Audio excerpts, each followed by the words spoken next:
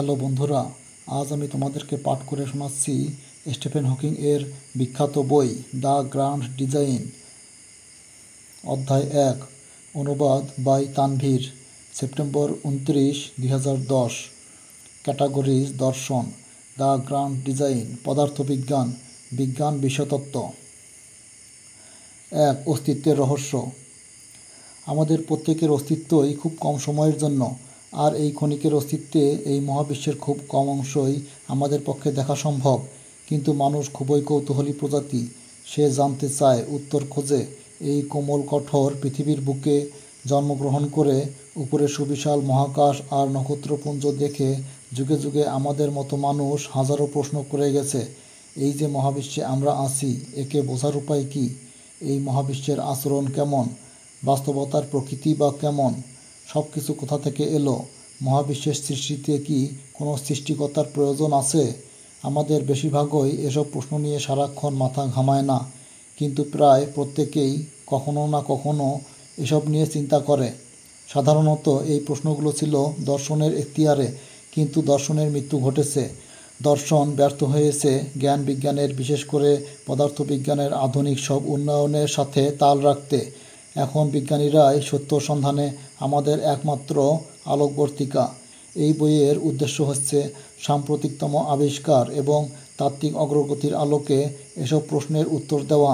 এসব বৈজ্ঞানিক অগ্রগতি আমাদের মহাবিশ্বের এবং তাতে আমাদের অবস্থানের এক নতুন চিত্র আঁকতে সক্ষম হয়েছে, যেটা গতানুগতিক চিত্র থেকে অনেকটাই আলাদা, এমনকি 2-1 দশক আগের চিত্র থেকেও অনেকখানি ভিন্ন।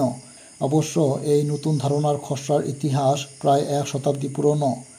মহাবিশ্ব সম্পর্কে গতানুগতিক ধারণা অনুযায়ী যে কোনো বস্তু সুনির্ধারিত পথে পরিভ্রমণ করে এবং তার একটা সুনির্দিষ্ট অতীত থাকে। নির্দিষ্ট সময়ে আমরা তার অবস্থান পুঙ্খানুপুঙ্খভাবে নির্ধারণ করতে পারি। যদিও দৈনন্দিন অনেক কাজেই এই ধারণা দারুণ কার্যকর, কিন্তু 1920-এর দিকে দেখা যায় এই ক্লাসিক্যাল ধারণা দিয়ে ভৌত জগতের পারমাণবিক ও অতিপারমাণবিক স্তরে যেসব আপাত উদ্ভট ঘটনাসমূহ ঘটে, সেসবের কোনো ব্যাখ্যা মেলে না। তাই এর বদলে তখন একটা ভিন্ন তাত্ত্বিক অবকাঠামোর আশ্রয় নিতে হয়, যার নাম কোয়ান্টাম পদার্থবিদ্যা। এসব অতিপারমাণবিক ঘটনার বর্ণনায় কোয়ান্টাম মেকানিক্সের অনুমানগুলো খুবই নির্ভুল, এবং এদেরকে যখন বৃহত্তর বস্তুসমূহের ওপর প্রয়োগ করা হয় তখন ক্লাসিক্যাল তত্ত্বের অনুমানসমূহের সাথে মিলে যায়। কিন্তু কোয়ান্টাম এবং ক্লাসিক্যাল পদার্থবিদ্যা ভৌত বাস্তবতার সম্পূর্ণ ভিন্ন দুটি ধারণার ওপর অবস্থিত। কোয়ান্টাম তত্ত্বকে বিভিন্নভাবেই বর্ণনা করা সম্ভব, তবে সবচেয়ে সহজাত ইনটুইটিভ বর্ণনা দিয়েছেন Richard tick Feynman, California institute of টেকনোলজির একজন বর্ণিল চরিত্রের অধিকারী বিজ্ঞানী, যিনি কখনো কখনো কাছেরই একটা স্ট্রিপ বারে বঙ্গড্রাম বাজাতেন। ফাইনম্যানের মতে, একটা সিস্টেম শুধুমাত্র একটাই ঘটনাপ্রবাহ নয়, বরং সম্ভাব্য সকল ঘটনাপ্রবাহের সমষ্টি। আমাদের উত্তর খোঁজার পথে আমরা ফাইনম্যানের এই পদ্ধতিটিকে বিশদভাবে ব্যাখ্যা করব এবং এটা প্রয়োগ করে দেখব যে মহাবিশ্বের কোনো একক ঘটনাপ্রবাহ ইতিহাস নেই, এমনকি এর কোনো স্বাধীন অস্তিত্বই নেই। অনেক পদার্থবিজ্ঞানীর কাছেও এটা বৈপ্লবিক কোনো ধারণা মনে হতে পারে। আধুনিক বিজ্ঞানের অন্য অনেক ধারণার মতো এটা আমাদের সাধারণ জ্ঞানের সাথে মেলে না, কিন্তু সাধারণ জ্ঞান তো তৈরি হয় দৈনন্দিন অভিজ্ঞতার আলোকে। আধুনিক প্রযুক্তির সাহায্যে দেখা পারমাণবিক জগৎ বা আদি মহাবিশ্বের চিত্রের ওপর ভিত্তি করে নয়। আধুনিক পদার্থবিজ্ঞানের উদ্ভবের আগে সাধারণত ভাবা হতো বিশ্বের সকল জ্ঞানই সরাসরি পর্যবেক্ষণের মাধ্যমে লাভ করা সম্ভব, অর্থাৎ কোনো একটা বস্তুকে আমাদের ইন্দ্রিয়সমূহের মাধ্যমে আমরা যেভাবে অনুভব করি বস্তুগুলি তেমনই। কিন্তু আধুনিক পদার্থবিজ্ঞানের চমকপ্রদ সাফল্য, যেটা আমাদের দৈনন্দিন অভিজ্ঞতা নয়, বরং ফাইনম্যানের ধারণার মতো ধারণার ওপর ভিত্তি করে প্রতিষ্ঠিত থেকে দেখা যায় যে বাস্তবতা তেমন নয়। তাই বাস্তবতার প্রচলিত সরলচিত্র আধুনিক পদার্থবিজ্ঞানের সাথে সুসংগত নয়। এ ধরনের বিভ্রান্তি মোকাবেলা করতে আমরা যে কৌশলের আশ্রয় নেই তাকে বলে রূপায়ণ নির্ভর বাস্তবতা। এই কৌশলটার পেছনে মূল ধারণা হচ্ছে আমাদের মস্তিষ্ক ইন্দ্রিয়সমূহ থেকে পাওয়া প্রেরণার সাপেক্ষে বাস্তব জগতের একটি কাল্পনিক রূপ বা কাঠামো তৈরি করে। যখন এমন একটা কাঠামো বিভিন্ন ঘটনাকে সফলভাবে ব্যাখ্যা করতে পারে, তখন আমরা এই কাঠামোকে এবং এই কাঠামো সকল গাঠনিক ও ধারণাগত উপাদানকে বাস্তবতার বৈশিষ্ট্য বা পরম সত্য হিসাবে গ্রহণ করতে পারি। কিন্তু এই একই ভৌত ঘটনাকে হয়তো অন্য কোনোভাবেও কাঠামোবদ্ধ করা যায়, যেখানে ভিন্নতর মৌলিক উপাদান এবং ধারণা সমষ্টি ব্যবহৃত হবে। এমন দুটি ভিন্ন কাঠামো যখন কোনো ভৌত ঘটনাকে নিখুঁতভাবে অনুমান করতে পারে, তখন আর এদের একটিকে অপরটির চেয়ে বেশি বা কম বাস্তব হিসেবে চিহ্নিত করা যায় না, বরং তখন আমরা নিজের সুবিধামতো যে কোনো একটি কাঠামোকে ব্যবহার করার স্বাধীনতা পেয়ে যাই। বিজ্ঞানের ইতিহাসে আমরা একের পর এক উন্নততর তত্ত্ব এবং ধারণা কাঠামো আবিষ্কার হতে দেখেছি। সেই প্লেটো থেকে শুরু করে নিউটন হয়ে আধুনিক কোয়ান্টাম তত্ত্ব। এই প্রশ্ন খুবই স্বাভাবিক যে এই ধারা কি চলতেই থাকবে, নাকি একটি পরম তত্ত্বে গিয়ে থামবে, যে পরম তত্ত্বের সাহায্যে মহাবিশ্বের সকল বল, সকল পর্যবেক্ষণকে ব্যাখ্যা করা সম্ভব হবে, নাকি আমরা একের পর এক উন্নততর তত্ত্ব আবিষ্কার করে যেতেই থাকব, অর্থাৎ এমন কোনো পরম তত্ত্বই আবিষ্কার করা সম্ভব হবে না যেটার আর উন্নয়ন সম্ভব নয়।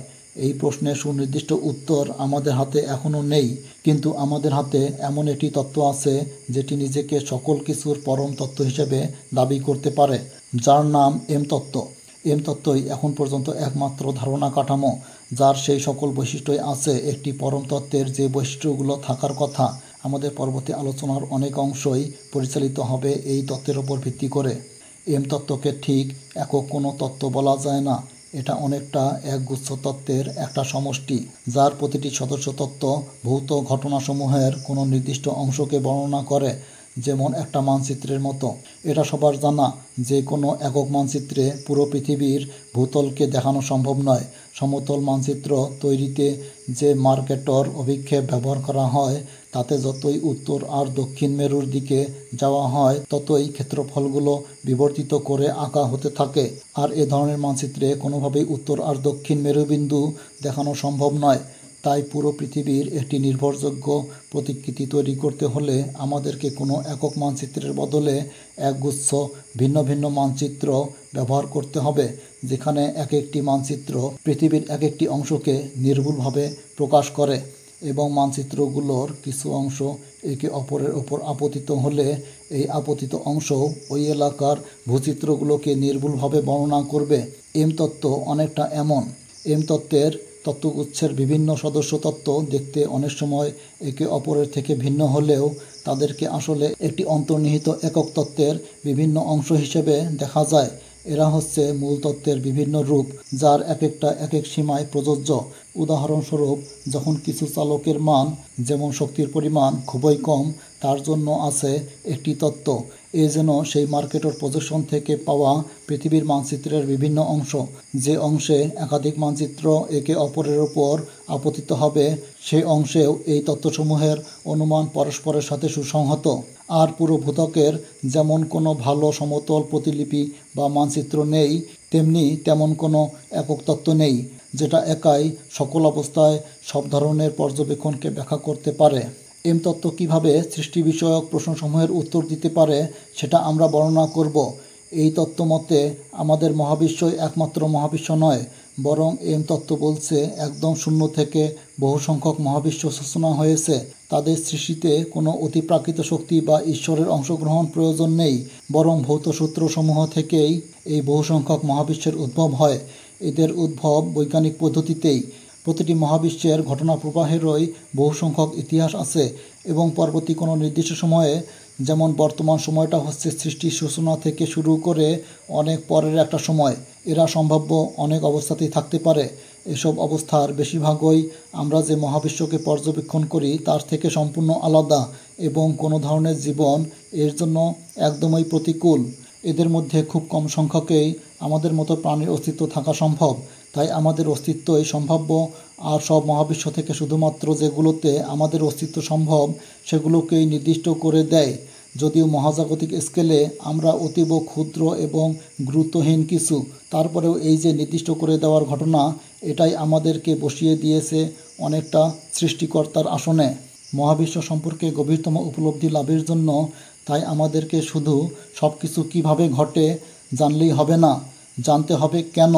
কেন কোনো কিছু না থাকার বদলে কিছু আছে, কেন আমাদের অস্তিত্ব আছে, কেন ভৌত সূত্রসমূহের ঠিক যেই সেইটাই আমরা দেখছি, অন্য রকমটা নয় কেন? এটাই জীবন, মহাবিশ্ব এবং সব কিছুর পরমতম প্রশ্ন। এই বইয়ে আমরা এই প্রশ্নেরই উত্তর দিতে চেষ্টা করব। হিচ হাইকার্স গাইড টু গ্যালাক্সির মতো আমাদের উত্তর শুধু 42 হবে না। এরপর নেক্সট পার্ট শীঘ্রই আসতেছে।